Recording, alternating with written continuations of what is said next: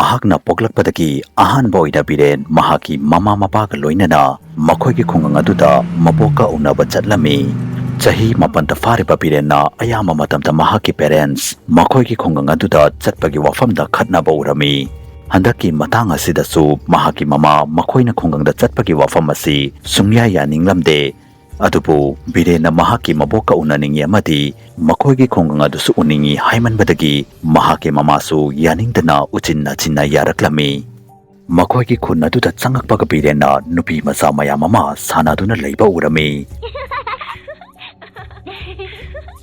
nupi macha sing adu biren bu ubaga tumina leikhi amadi yamna sauna yenglaklami Nupi macha sing adugi mataw adu ubada biren mapugning adu inung nungairamde amadi ngaihak lairapa matungda makhoi mayumda yauraklami makhoina mayumda yaurakpaga mabokna biren bu chetna konsinki biren gi mabok mahakpu yamna luna taurami biren su makhoigi khun aduda lakpa si yamna haraujarami adubu numit adugi ahing adugi matungda pumnamak pungon ongadawri Numit adugi ahing aduda makhoi pumnamak tumduna leirigaida birena makhoigi ka adugi thongnaw aduda kanag mamana yeirakpagi makhol ama tarami thongnaw da yeirakliba adu mahaka chahi manaba nupi macha ama oirami nupi macha adu bobada mahak haugatuna nupi macha adugi manakta chatuna wari sanarami nupi macha aduna birenda mahaka ke kolorpi sanagatra haiduna su hanglaki Nupi macha adugi wa adu tabada chahi mapanta fariba biren yamna excitement oirami amati khudakta yarami adubu birena nupi macha aduga sanagi haituna yumdagi mapanda thoklakpaga nupi macha adu biren bu ubaga mafam adudagi chenduna chatkiduna mafam khangdana lotki biren su nupi macha adubu thiba chatlami amamba madi chiklaba ahing aduda biren nupi macha adubu thiraduna yumdagi thapna labukta laklami Mahakna labuk aduda chatna mahaka loinana mahaki maningda kanagumama inarakpagum taurami chatla tuna biren amanba ariba kuwa amaki manakta laktuna leblami amadi madogi matungda mangonda thokliba thokdok adu uraba matungda mahak thajaba ngamlamde amati pungangaklami ngaihaki mamangda mahaka sanaramba nupi macha adu kuwa adugi manungdagi thoklaklami amati mahaki mamangda leblami Nupi macha adugi masak amadi haksang adu tapna olaklami mahaki haksang ki skin adu pumba hauraklami amadi mamidadu ngosok ngauraklami biren bu ubada nupi macha adu yamna saurami amadi kanna lauraklami mado pumna magadu uraba matungda biren yamna kirami mahakna mafam adudagi chengi haiduna maning heklei thorakpaga biren chaplepkhi amadi masa pumbagi tu adu chapyunglami Kuwa amati biren gi marakaduda nupi macha mayam amagi thawai leptuna leirami nupi macha sing adu biren mamangda makhoigi khunda changakpa matamda sanaduna lehoba urakhiba nupi macha sing adu oirami makhoi pumnamaki masa sing adu pattuna pumlami ngaihaki manungda nupi macha sing adu kuwa atugi manungda amamamta tawduna chongthaki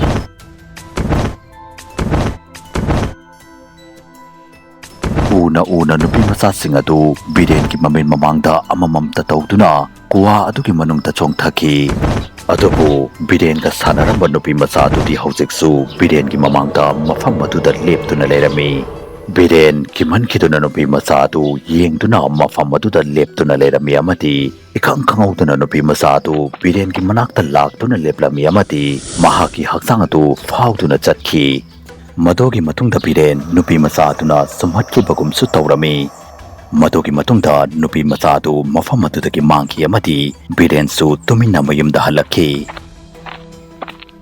mayum yobaga mahak chumna mahaki maboki kada sanglami amadi mabokpu hokdoktuna mahaka chatsi haiduna hairami mahaki mabok ahinga thengba sida biren tawribasi karino haibadu confirm ama khanglamde adu oirabasu mahaki mabok masuna hairibadu yarami amati mahaka loinana chatlami biren mahaki maboki makudadu paiduna yumdagi mapanda puthoktuna thoklaklami amaromdana biren gi mama tumlamadagi mikap thoklakhi amadi biren bu phabungda udabududa mathamoi adu pakhatlami mahakna ka adugi thongnawromda yenglobada biren mahaki maboki makut samduna labukromda chatkhiba urami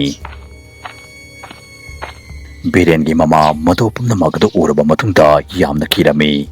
Mahakna khudakta birengi mapabungbusu haukdoklami amadi makhoi anisu masumabengi maningda inaduna chatlami. Makhoi ani birengi maningda inaraduna kwa adugi manakta laktuna leplami. Mafam aduda makhoina biren leptuna leiramba uki. Birengi masakatu pungonolami. Birengi masakatu ubada yamna akibagi masak oirami. Mahaki mamidatu ngosok ngaurami. Mahakna mahaki maboki makhauri adu metuna suleirami.